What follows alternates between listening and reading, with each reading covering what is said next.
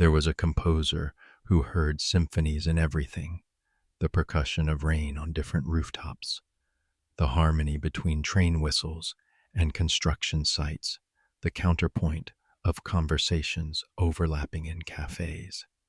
Her mind translated the world into music so complex that when she finally wrote it down, no orchestra could play it. The conductors would look at her scores and shake their heads. Too many layers, they'd say. The audience won't understand. So she simplified, reduced, stripped away the subtleties until her symphonies sounded like everyone else's. She got a job writing commercial jingles, 30 seconds to sell detergent, 4 notes to make people crave hamburgers. Her colleagues called her gifted. They didn't know that each jingle was a massacre, a symphony murdered and compressed into a ringtone. At home, she kept her real compositions in a locked drawer, thousands of pages that would never be performed. Sometimes, late at night, she'd spread them across her floor like a map of an undiscovered country. One evening, she attended a concert of her simplified work. The audience loved it. They called it accessible and moving. During the standing ovation, she noticed something horrifying. They were clapping off beat. Not just a few, all of them. The entire auditorium thundering approval in the wrong rhythm. She realized then that they hadn't heard her music at all. They'd heard what they expected to hear, what they'd been trained to recognize as good music. Her simplifications hadn't made her work accessible. They'd made it invisible. She left during the encore and walked to the river. There, she met an old homeless man playing a damaged violin with only 2 strings. His music was harsh, discordant, wrong by every conventional measure, but it was real. It was his. She sat beside him and listened until dawn, understanding finally what Schopenhauer meant. Talent hits a target no one else can hit. Genius hits a target no one else can see. After that night, she stopped composing altogether. Instead, she began collecting sounds, pure, unprocessed, honest sounds.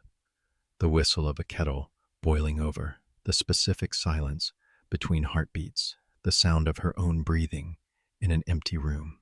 She recorded thousands of hours, creating an archive of truth that no one would ever hear but her. Her apartment became a museum of authentic noise in a world that preferred its music pre-digested. Listen closely to what they applaud, and you'll hear exactly what they cannot hear. The phenomenon has a name in psychology, the Dunning-Kruger effect meeting its inverse, where competence becomes a prison because you're aware enough to see the incompetence being rewarded around you. But Schopenhauer saw deeper. He recognized that intelligence doesn't just reveal the world's stupidity. It reveals the impossibility of sharing what you see. You become a translator, working in a language that doesn't exist yet, speaking to people who are proud of their inability to learn it. Years later, they found her body surrounded by those recordings, each one labeled with timestamps and coordinates, as if she'd been mapping an invisible geography. The obituary called her a local music teacher. At her funeral, they played one of her commercial jingles. Everyone hummed along, getting the melody slightly wrong, which was exactly right.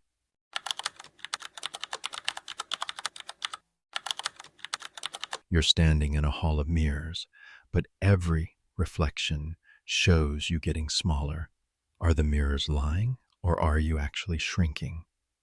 Marcus was a professor of philosophy who could deconstruct any argument, dissolve any certainty, reveal the logical fallacy in any position. His students initially loved him. He made them feel smart, showing them how to spot the errors in everything from political speeches to personal beliefs. But slowly, they began to notice something unsettling. He could destroy any idea, but he never built anything in its place. His brilliance was purely negative, a black hole that consumed meaning without creating any. His office was peculiar, every wall covered in mirrors, each one slightly warped. To remind myself, he'd say cryptically, that every perspective distorts. Visitors would leave disoriented, having seen themselves from angles they'd never considered, none of them flattering. He collected these mirrors obsessively, spending his salary on antique looking glasses that showed reality incorrectly. But who decides what correct looks like? The transformation happened gradually. First, he stopped believing in love, just chemistry and evolutionary imperatives. Then friendship, merely reciprocal altruism. Beauty became symmetry. Courage became risk miscalculation. Wisdom became pattern recognition in a patternless universe. Each insight made him smaller in his own mirrors, watching himself shrink from philosopher to critic to cynical observer to ghost. One day, a student challenged him. If nothing means anything, why do you keep teaching? He stood before his wall of mirrors, seeing himself fractured into 1,000 angles, and realized he taught because destroying meaning had become his meaning. He was a museum curator in a museum of nothing, giving tours of emptiness to people who paid to feel sophisticated about their nihilism. The mirrors hadn't been showing him getting smaller, they'd been showing him disappearing, one belief at a time. That night, he smashed every mirror in his office, not in anger, but methodically, carefully, like a surgeon removing tumors. With each breaking glass, he felt something return, not answers, but the possibility of questions that weren't designed to destroy. In the morning, his students found him sitting in an office full of glittering shards, each fragment reflecting a different piece of the sunrise. Today, he announced, we're going to learn how to build. But here's what Schopenhauer knew that Marcus was just discovering. Intelligence that only deconstructs becomes a self-eating serpent. The mind that sees through everything eventually sees through itself, leaving nothing but the seeing, pure, empty, terrifying awareness without object or subject. The term is semantic satiation, pushed to existential extremes when you analyze meaning so thoroughly that meaning itself dissolves. Every intelligent person faces this moment when understanding comes synonymous with emptiness, when knowledge feels like loss rather than gain. The sharpest blade eventually cuts its own handle. Marcus continued teaching, but differently. He still showed students how to spot logical fallacies, but now he also taught them how to build provisional truths, temporary meanings, necessary fictions. His office remained empty of mirrors. Sometimes students would ask why, and he'd respond, because I finally learned the difference between seeing clearly and seeing through everything until nothing remains. He kept one piece of broken mirror in his desk drawer. Sometimes he'd hold it up to catch the light, watching it fragment into rainbows. Light broken, but not destroyed, scattered, but not lost. It reminded him that intelligence without construction is just elaborate demolition, and that the smartest thing might be knowing when to stop being smart.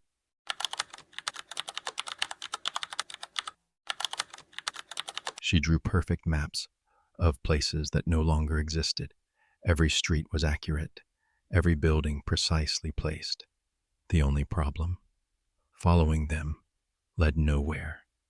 There was a woman who remembered everything, not photographically, but emotionally. She could recall the exact texture of disappointment from a birthday party when she was 7, the specific weight of grief from her grandmother's funeral, the precise temperature of rage from every betrayal. Her memory was a museum of wounds, each one perfectly preserved, labeled, cataloged. She worked as a city planner, drawing blueprints for futures that would never arrive. Her desk was covered with maps, not of the city as it was, but as it had been. The bakery that closed in 1987, the park that was paved over for condos, the tree where she had her first kiss, now a parking meter. She drew them all with obsessive accuracy, creating an atlas of absences. Her colleagues thought she was nostalgic. They didn't understand she wasn't trying to preserve the past. She was documenting destruction. Each map was evidence that everything you love will be demolished, renovated, forgotten. She'd overlay them sometimes, the city of 1960 onto 1980, onto 2000, onto now, watching neighborhoods dissolve like sugar in rain. The only constant was change, and change was always loss disguised as progress. She began to see the same pattern in people. Everyone was a palimpsest, new selves written over old ones, but the previous versions still visible if you knew how to look. Her ex-husband was three people: the man who'd proposed under stars, the stranger who'd grown cold, the ghost who signed divorce papers. All three existed simultaneously in her maps. She'd draw him at different coordinates, depending on which version she was remembering. Do you understand what I'm showing you? Every person you know is already gone, replaced by someone who looks similar but isn't the same. One night, working late, she discovered something terrifying in her maps. The empty spaces were growing. Not just buildings, but entire blocks were becoming void, white spaces where memory should be. She was forgetting, but not normally, selectively. Her mind was erasing the present to preserve the past. She could describe in perfect detail a restaurant from 1995, but couldn't remember what she'd eaten for lunch. She went to a neurologist who found nothing wrong. Your brain is healthy, he said. Perhaps too healthy. It's refusing to overwrite old data with new. She laughed, a bitter sound, like paper tearing. Of course, her intelligence had found a way to malfunction perfectly, to break in the most logical way possible. The condition is called hyperthymesia, when it's perfect recall. But what she had was worse. Selective hyperthymesia, focused only on loss. Schopenhauer would have recognized it immediately. The intellect becoming so acute, it can't stop perceiving absence, mapping not what is, but what's missing. She quit her job and became something else, a grief cartographer, helping people map their losses. Parents of missing children, widows, refugees. She'd draw their vanished worlds with the same obsessive precision, creating atlases of absence that somehow made the loss bearable by making it visible. Her office walls were covered with these maps of nowhere, each one a perfect representation of something that would never exist again. The truest map shows not where you are, but where you can never return. In her final map, she drew herself, not as she was, but as all the selves she'd been, layered like transparencies. The child who believed in justice, the student who thought knowledge meant wisdom, the woman who'd believed love lasted. All of them occupied the same coordinates, but different dimensions, ghost selves haunting the present tense. She realized then what Schopenhauer meant. Consciousness is the ability to perceive loss in advance, to see the ruin in the building while it's still being built. She posted the map on her wall with a note. This is what intelligence looks like. Knowing every beautiful thing is already broken. You just can't see the cracks yet.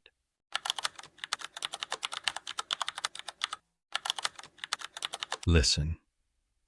That pause between words, she could hear entire conversations in it. The problem was, they were always arguments. Dr. Sarah Chin had trained herself to hear what wasn't said.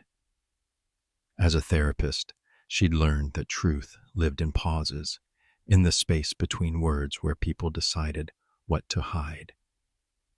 She could read a marriage in the gap between I love and you, diagnose depression in the rhythm of breathing, hear lies in the specific quality of silence that followed questions. Her patients called her gifted. They didn't know it was killing her. The ability had started as professional development, learning to read micro-expressions, studying the psychology of deception, understanding the architecture of denial. But intelligence, once sharpened, doesn't stop cutting just because you've left the office. She began hearing the silence everywhere. The grocery store became a symphony of suppressed sighs. Restaurants thundered with things not being said. Even libraries, supposedly quiet, roared with the noise of thoughts being censored before they reached the page. Her own home offered no relief. She lived alone, had to, because she could hear her neighbors' marriages dissolving through the walls, not their arguments, but the specific silence of two people who've stopped trying to be heard. The couple above her had 17 different types of quiet: disappointed quiet, exhausted quiet, quiet that was actually rage compressed into diamonds. She documented them all in a journal she titled The Taxonomy of Giving Up. The worst part was her own silence. She'd stopped speaking at social gatherings because she could hear how her words landed, the little gaps where people translated what she said into something simpler, safer, smaller. Every conversation was a game of telephone where she started with complex truth and watched it degrade into comfortable lies. So she chose silence, but her silence was loud too. It screamed of judgment, of superiority, of the unbearable weight of seeing too much. One winter night, during a power outage, the city went truly quiet. No electrical hum, no traffic, no human noise.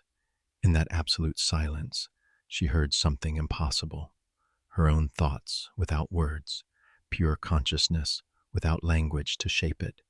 It was terrifying. Without words, without the gaps between them, what was she? Just awareness, aware of itself. A mirror reflecting another mirror into infinity. Have you ever listened to yourself think? Really listened? It's not your voice you hear. She tried to explain this to her supervisor, who recommended a sabbatical. Burnout, he diagnosed, not understanding that she wasn't burnout but burn in, consumed from the inside by an intelligence that had learned to digest itself. She took the leave, but spent it conducting an experiment. How long could she go without interpreting silence? 3 days. That's how long she lasted before the compulsion returned, stronger than before. But in those 3 days, she discovered something. There was another kind of silence, not the absence of sound or the suppression of truth, but the presence of something that didn't need words. She'd felt it once, sitting with a dying patient who'd stopped trying to explain and had simply been. That silence hadn't hidden anything. It had revealed everything. The ancient mystics called it the void that speaks. Schopenhauer knew it as the will beneath representation. Modern psychology might label it semantic exhaustion. When the mind recognizes the inadequacy of all language and briefly stops trying to translate existence into words. She returned to work, but changed her practice. Instead of listening for what wasn't said, she began listening for what couldn't be said. The experience is too large or too subtle for language. Her patients noticed the difference. Sessions became quieter, but somehow fuller. She'd sit with them in their wordlessness. Not interpreting, but witnessing. Her journal evolved too. Instead of documenting types of silence, she began mapping what silence contained. The grief too deep for sound, the love too vast for vocabulary, the understanding that came not from words, but from the spaces between them. She discovered that intelligence wasn't just the ability to decode, but sometimes the wisdom to stop decoding, to let silence mean silence. The most profound conversations happen in frequencies we've trained ourselves not to hear. But here's what haunted her. Once you've heard the silence speak, you can never fully return to the comfortable noise of normal conversation. You become a translator working in both directions, converting silence to speech for those who need words, and speech back to silence for yourself, where the real meaning lives. You exist between languages, fluent in both, but native to neither. She kept a tuning fork on her desk, 440 Hz, the note orchestra's tuned to. Sometimes, when the weight of unspoken truths became unbearable, she'd strike it and listen to the pure tone, not silence, not speech, but something between, a frequency that meant nothing and everything, a sound that didn't need translation. It reminded her that intelligence wasn't just about understanding more, but sometimes about accepting what couldn't be understood, only heard.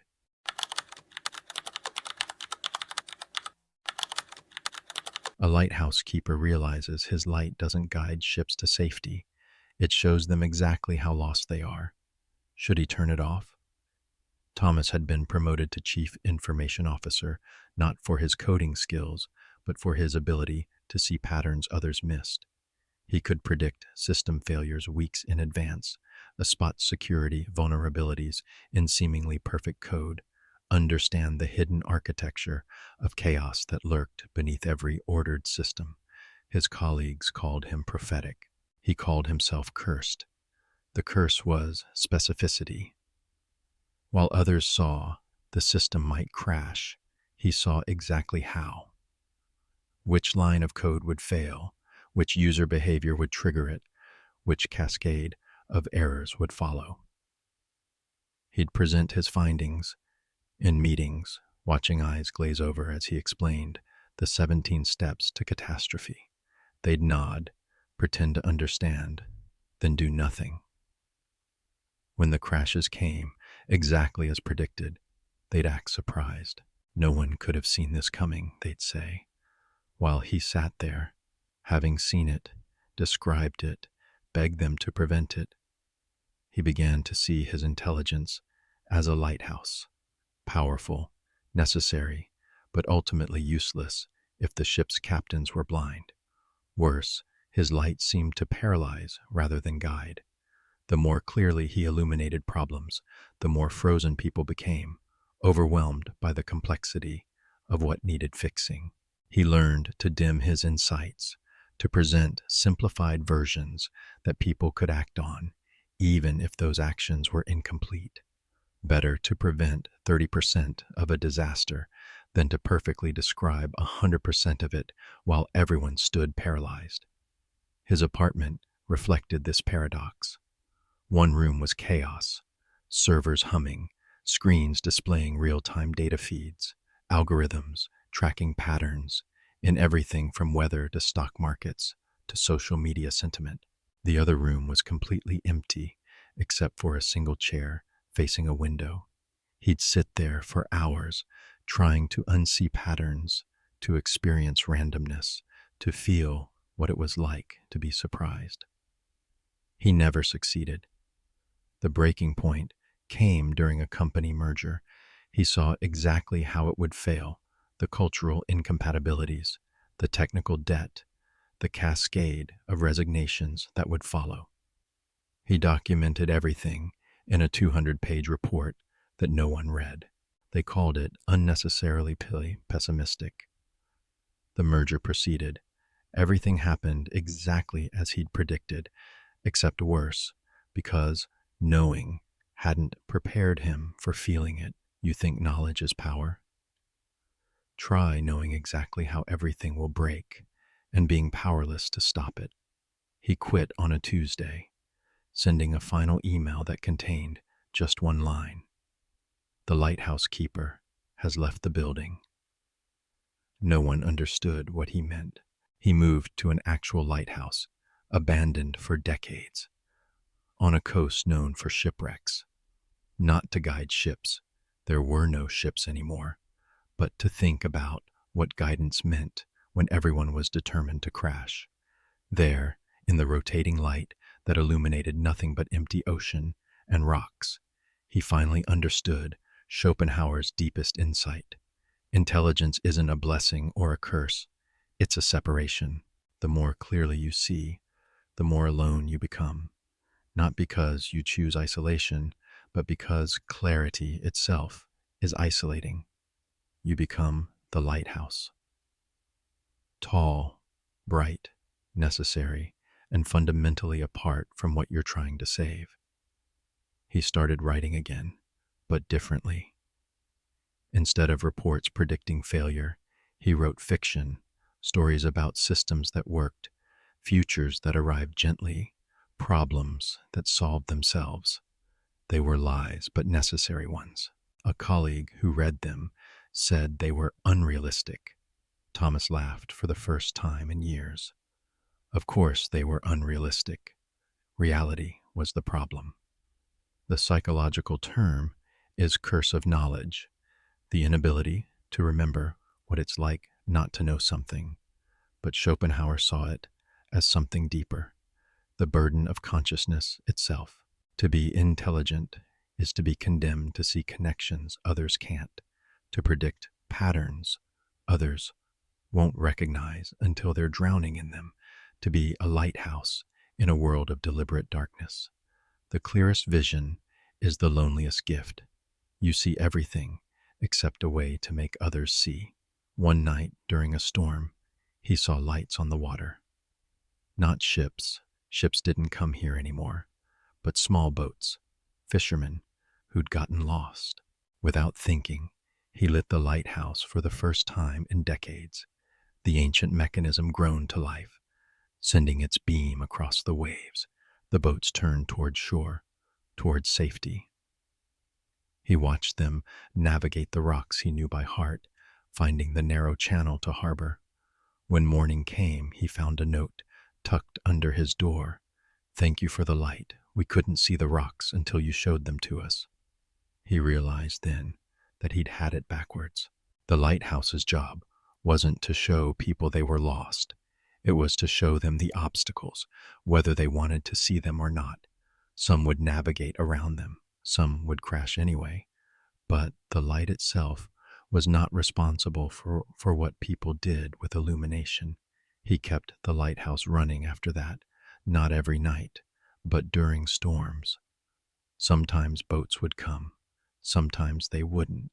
Sometimes they'd thank him. Sometimes they'd curse him for showing them how close to disaster they'd been. He accepted all responses equally. The light didn't care about gratitude or blame. It just lit what needed to be seen. Schopenhauer would have approved.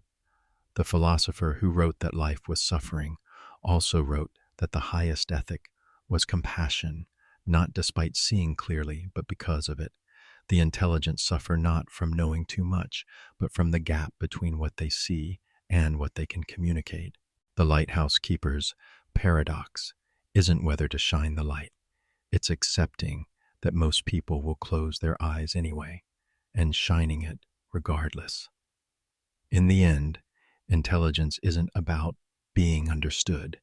It's about understanding that you won't be and choosing to illuminate anyway. Thomas stayed in the lighthouse for 7 more years. They found him one morning, seated at his desk, having just finished writing what would become known as The Lighthouse Keeper's Guide to Necessary Blindness, a manual for intelligent people on how to survive seeing too much. The last line read, "The light doesn't judge the darkness. It simply offers an alternative." The lighthouse still runs, automated now. Ships don't need it. They have GPS, satellite navigation, systems that make human guidance obsolete. But sometimes, on foggy nights, you can see people gathered on the shore, looking at the light rotating in its ancient pattern. They're not lost sailors. They're the intelligent, the conscious, The cursed, with clarity, coming to remember that they're not alone in their aloneness. The light doesn't guide them anywhere. It just reminds them that someone else saw the rocks too.